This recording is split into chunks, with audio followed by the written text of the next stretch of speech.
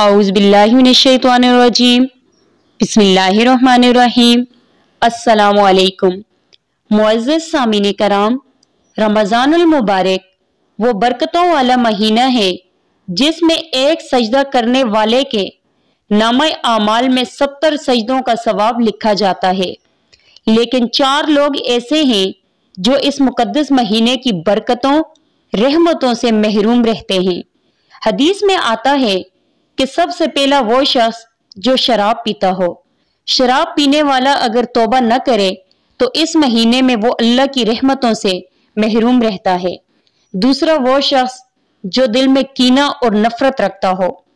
तीसरा वो शख्स जो वालिदैन का नाफरमान हो, अपने वालिदैन को दुख और तकलीफ देता हो, माँ बाप को सताने वाला इस मुकद्दस महीने की रहमतों और बरकतों से महरूम रहता है।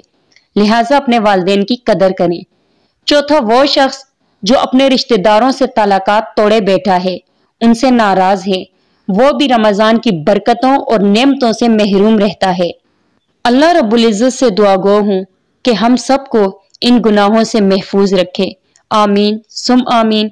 वीडियो को लाइक और शेयर करें। मजीद अच्छी और इस्लामिक वीडियो के लिए हमारे YouTube चैनल नूर पॉइंट को सब्सक्राइब करें। शुक्रिया। अल्लाह हाफिज।